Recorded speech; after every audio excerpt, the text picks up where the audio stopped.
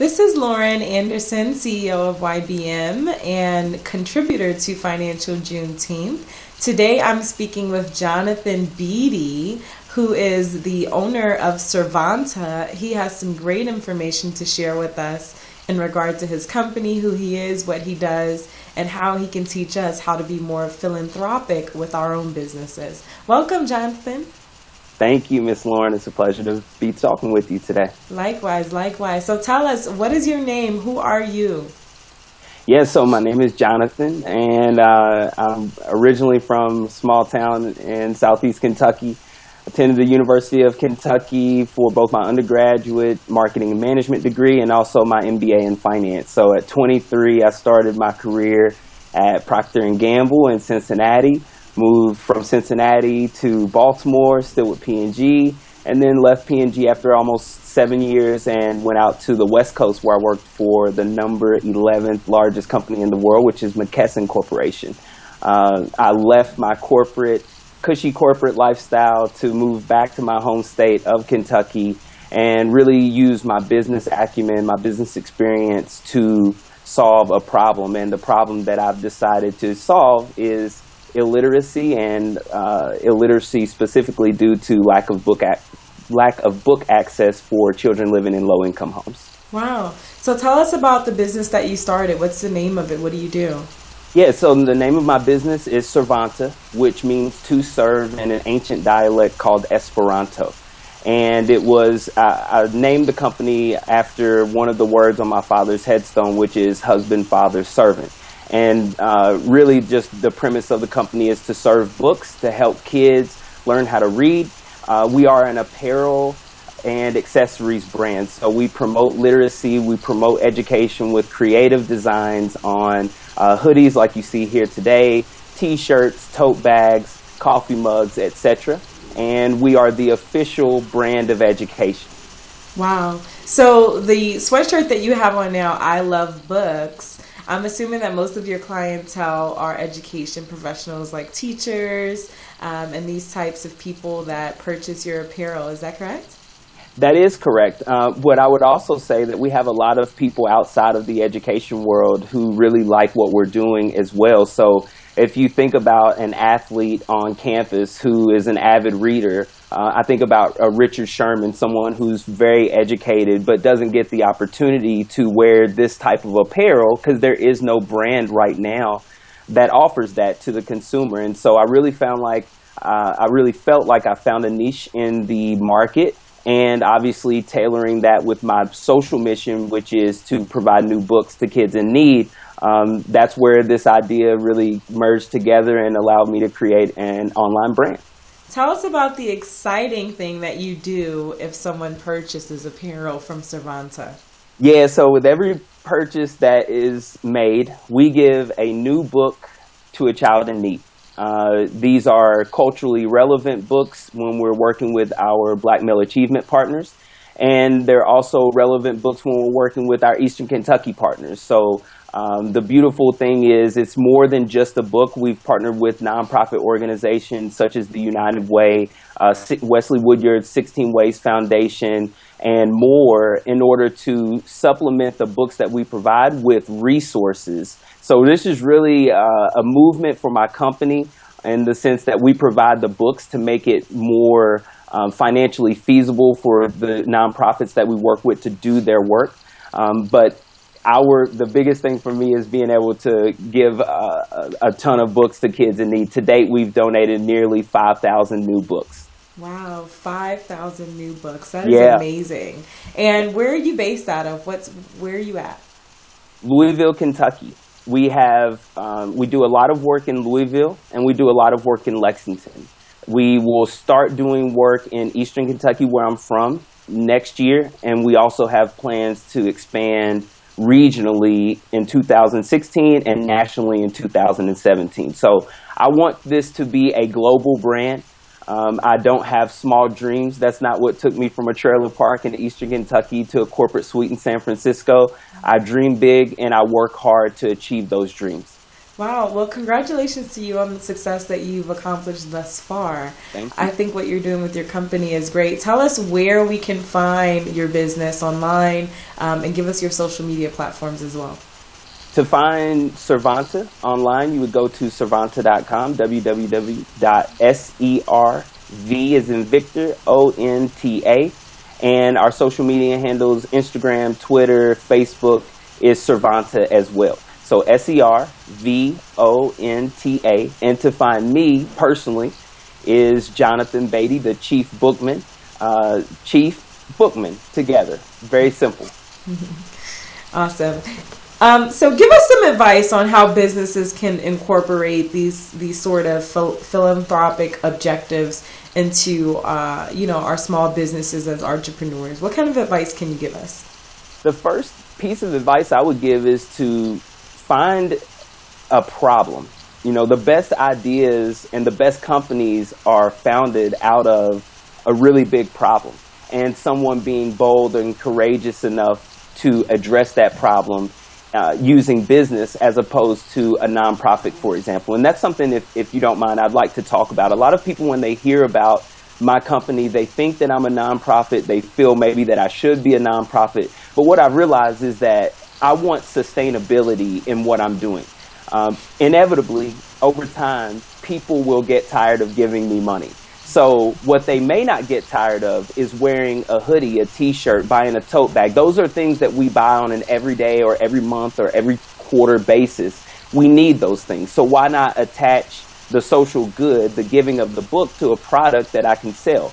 That means that 10 years from now, people are still going to be wearing something to cover their bodies. And by me having this outlet, they can continue to give new books. There's 1.4 million registered nonprofits.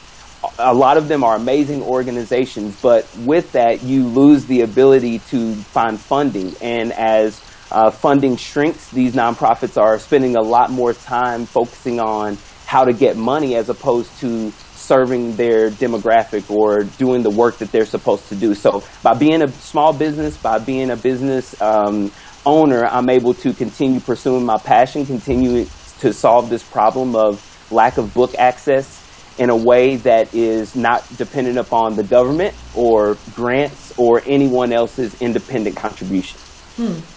That's interesting advice. Tell us about what was the strategy? How do you market your business? And when did you make your first sale? Well, my strategy is I would use a lot of social media.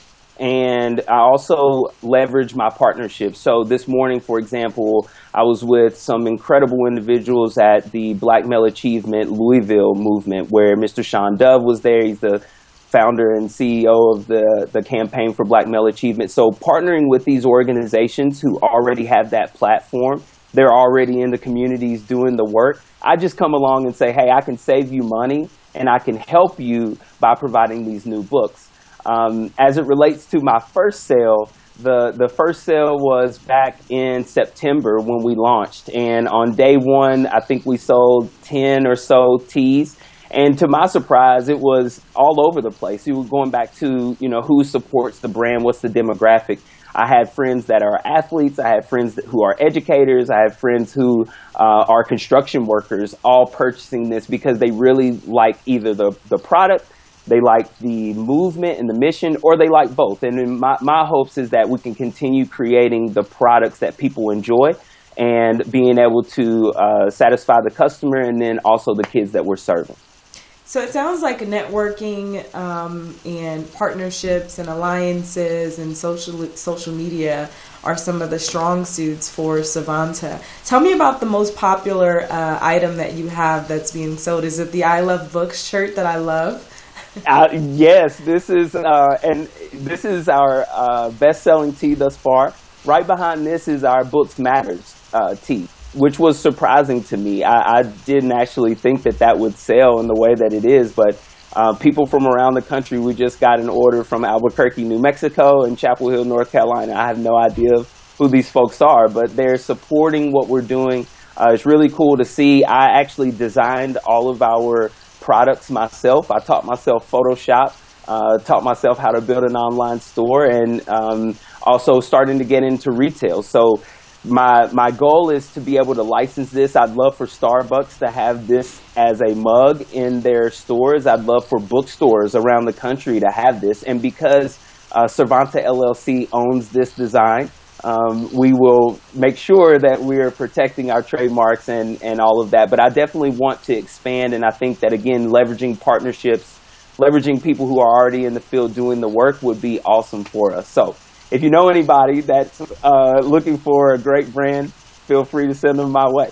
Well, I'll certainly plug you right now. If you're a teacher and you're watching this, if you're in education and you're watching this, if you just love the fact of promoting literacy among people, specifically for children, you certainly need to get one of these sweatshirts. I think it's the coolest thing I've seen thus far, and I totally think it could be in Starbucks and these other places, you know. And with your 2017 goals, I'm sure you'll meet those goals. Tell me about how you kind of broke into this business.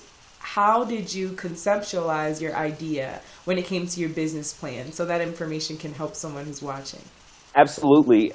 I started out as a small cause marketing agency, and I was partnering nonprofits with socially conscious businesses, and that goes back to the whole concept of a nonprofit. I was running campaigns. I'm dependent upon people to give with the lovingness of their heart, and I know that there are a lot of competing organizations and causes that people want to support. So I heard about this brand called Tom's that was founded by Blake Mykoski out in Venice, California.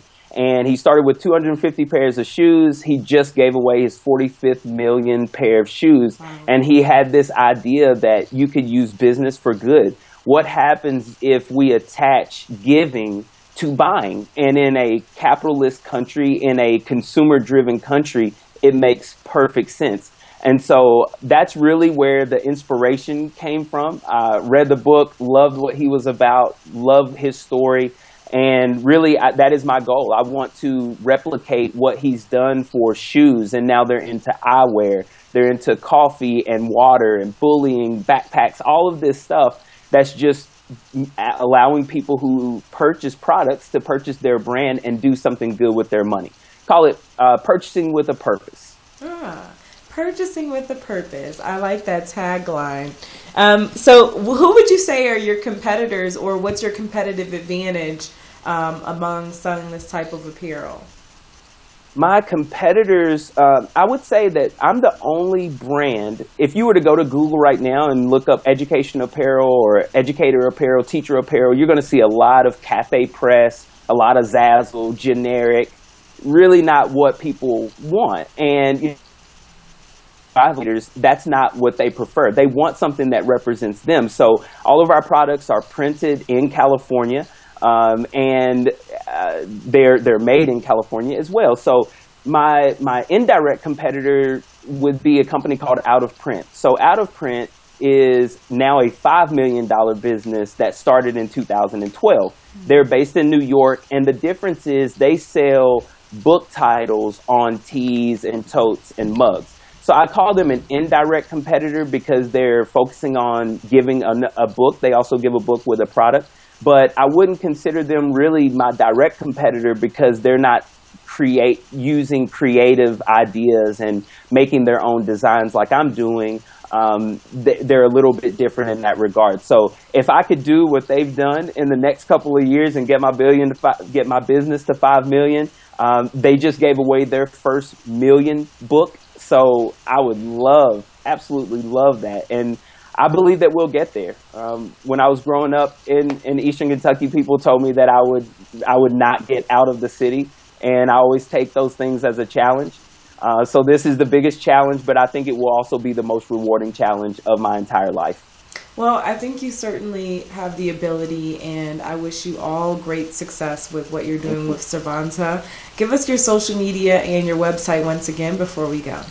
Yes. It is servonta.com, SERVONTA, and Twitter, Instagram, Facebook, at Servonta, SERVONTA. And if you want to chop it up with me personally, feel free. I'm the chief bookman. And I'm also on Facebook, Twitter, and Instagram. Well, I'm certain that from these views, you'll have a lot more traffic to your website because I know people will want to purchase and be able to provide books to students in your area. So I'll certainly be a customer here soon, getting my my sweatshirt because it's cold now. Yes. But definitely support your business. We appreciate you, and thank you so much, Jonathan. Thank you. I appreciate it.